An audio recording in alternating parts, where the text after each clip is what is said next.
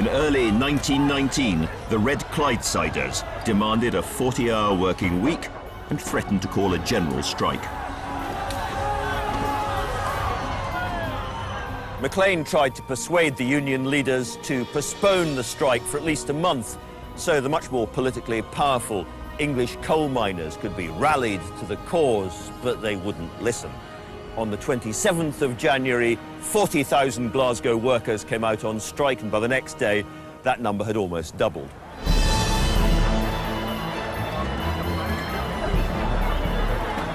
The strike leaders sent a deputation to persuade the government to settle the dispute. 2 days later, the Red Clydesiders gathered to hear the government's response. 60,000 strikers poured into Glasgow's George Square. Suddenly, a tram car ground to a halt on the south side of the square. Almost immediately, the police drew their batons, charged on the crowd. The police then made a second charge up the east side of the square.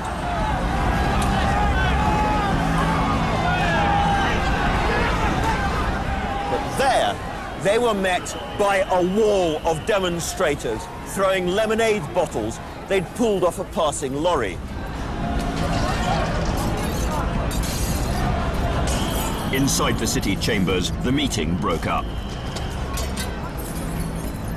The Sheriff of Lanarkshire rushed out of the building and tried to disperse the crowd by reading the Riot Act. But before he could get to the end of it, the paper was pulled out of his hand. Running battles went on for the rest of the day. Strike leaders were arrested. A red flag was raised in the square.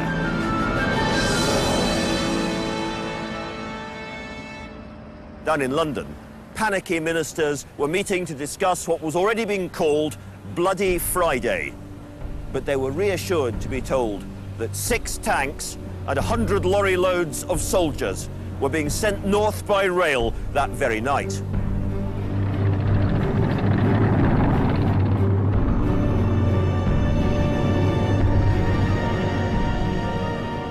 The next morning, Glasgow was occupied by English troops.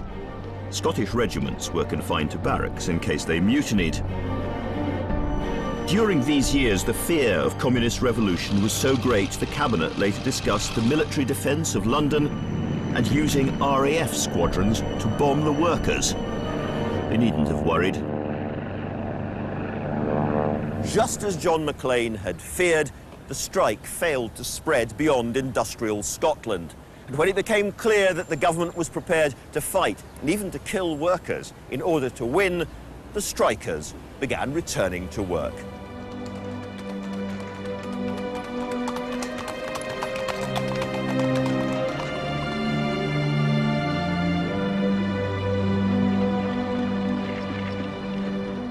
John Maclean was bitter and close to broken. During the war, he'd been to prison 5 times for inciting rebellion, suffering hard labour, sleep deprivation and force feeding.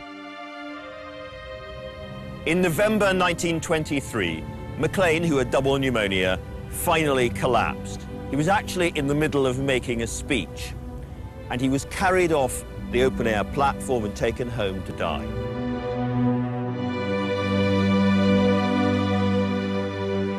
Maclean's dreams of political revolution died with him, but all over Britain, artistic and sexual revolutionaries were already dreaming new dreams.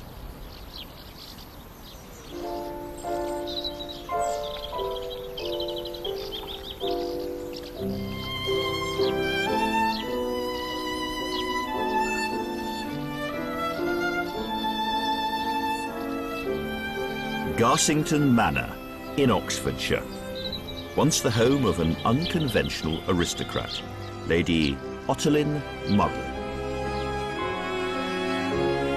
Nearly 6 feet tall, with turquoise eyes and thick red gold hair, she was known around the village as the Gypsy Queen.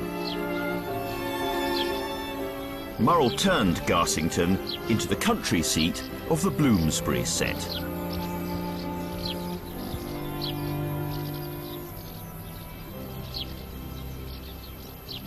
You never knew who you were going to run into here. Virginia Woolf was a regular visitor. At Garsington, she said, even the cabbages assented. One morning, after swimming in the lake, the pacifist philosopher Bertrand Russell emerged, stark naked, to find himself confronted by the then Prime Minister, Herbert Asquith, who was himself very busy chasing a beautiful young artist. Garsington was an exquisite, warm haven for novelists, poets, philosophers, politicians and artists. And also for the son of a Nottinghamshire coal miner called David Herbert Lawrence. D.H. Lawrence was one of the first major novelists to rise from the British working class. He dreamt of getting back to an earthy, liberated sexuality, and of a new frankness between modern men and women.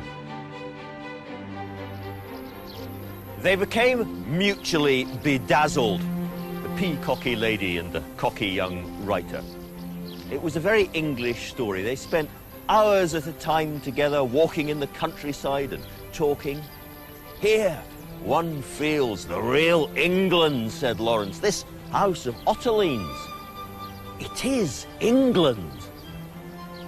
She said of him, his vitality and presence seems to make every moment of the day throb with its own intense life. Lawrence and the lady, there is a deep spiritual bond between us, he said, deep to the bottom.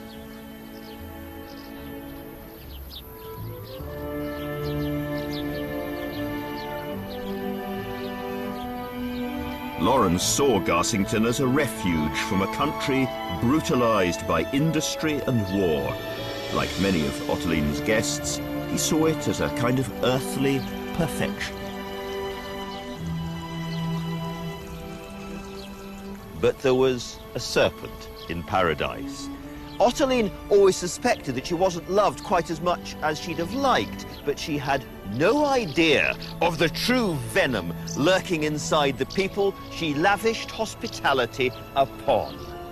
And then she read Lawrence's new book, Women in Love.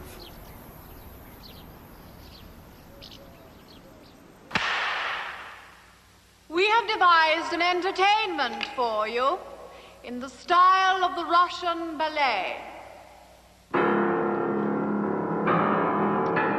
Lawrence introduces a tall, rich eccentric, Lady Hermione Roddice. Her home was clearly Lady Otterleen's Garsington Manor, and she was unmistakably the real-life Hermione. The novel was later made into a film by Ken Russell. Lawrence describes Hermione as being impressive but macabre, remarkable but repulsive. It's a merciless character assassination aimed directly at Otterleen and everything she stood for.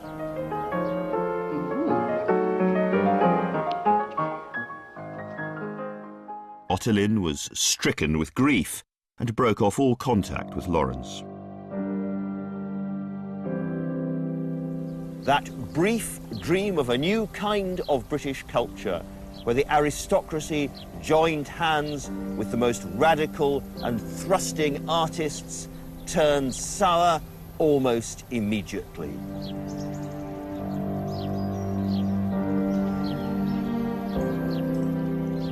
Lawrence's fiery belief in sexual liberation would influence Britain right into the 1960s and beyond.